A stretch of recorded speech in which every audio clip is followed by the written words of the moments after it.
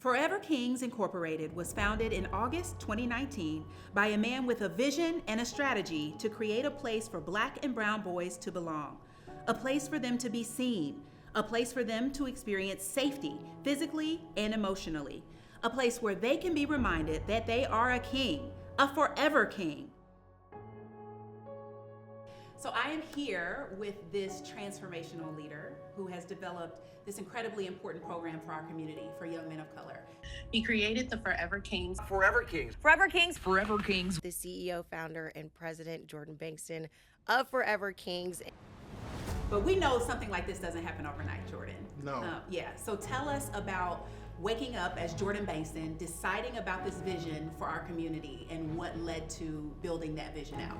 I would say the book of Romans, one of my favorite books of the Bible, the Apostle Paul talks about how all things work together for our good. So became one of my life verses, and the Lord really had me live that out. So when I think about my childhood, I think about growing up. I'm a kid from Kennedy Heights, right? Inner city community, broken home. It was just me and my mom. My brother, who is 10 years older than me, obviously, he's older than me, right? So majority of the time it was me and my mom. I grew up with a big mama, so my great grandmother spent a lot of time with her because my mom worked second and third shift. My name is Antoinette Davis, and I'm Jordan Bankston, JB's mom. Well, Jordan, we called him Fudgy. He'll be embarrassed by that, but my aunt named him Fudgy.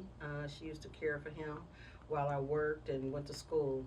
Like I said, a lot of people have been very influencing to him, like Miss Gina Burton, Amber Simpson has been a big part of his life, as well as Miss French. Miss French had played a pivotal part in his growing up at TCP World Academy.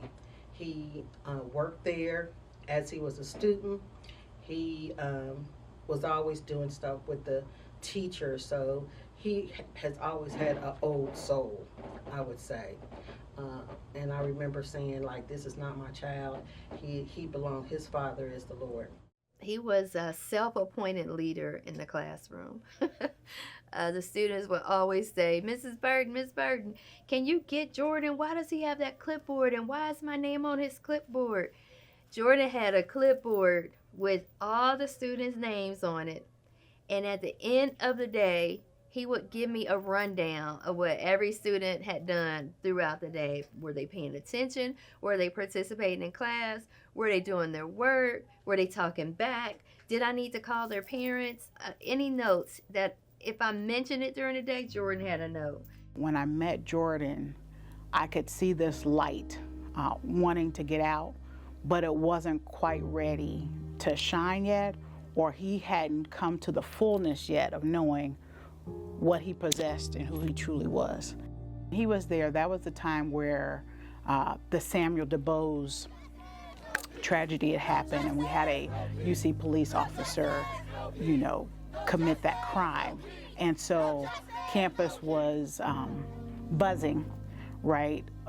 And students really wanted to speak to that injustice and take action. What I realized in my professional career was that there was not a space for young men of color. There wasn't an organization who said, we wake up in the morning to serve Black and brown boys, and we are prepared to meet their unique needs, their unique challenges, and I set out to do it. And I had no idea that it would turn into what it's become. We started with 12 young men, so to be at hundreds and multiple sites and the support that we have from the community, it's been such an incredible journey. Yeah. The impact that this organization has made on our city and our region cannot be ignored or minimized.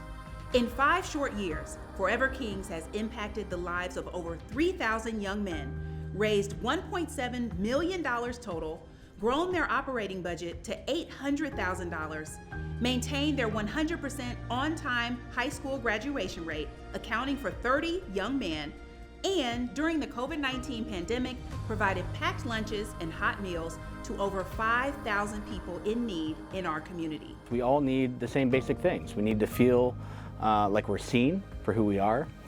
We need to feel like we're heard, that our voices are listened to. we need to feel a sense of belonging to some community, right? We need to feel like we matter, like what we say and who we are matters, and we need to be loved, right?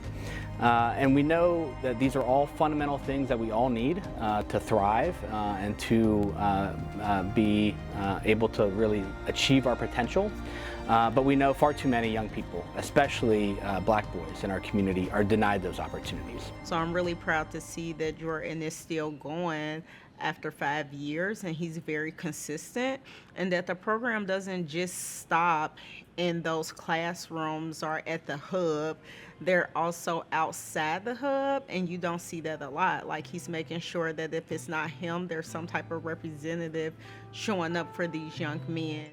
Just the work that Forever Kings pours into these young men, it resonates with me personally, because I know how important it is to raise strong young black men. I'm a father, right? I'm a father of 3 young boys, and you know, what I want for them is everything that Forever Kings is providing to the kings of our community. The staff is just getting started, so that's exciting to see. And when I think about that legacy, I'm ready for, well, when is Forever Kings Columbus? When is Forever Kings Atlanta, right? Because I see this as something that should be in every city. Right now, there's this momentum that has to be continued, because in my mind, every young boy who wants to be in Forever Kings needs to be able to be in Forever Kings. And there should be no limits in capacity. We need to really get behind this. The whole city needs to get behind this and ensure it continues. We are Forever Kings. We are Forever Kings. We are Forever Kings. We are Forever Kings.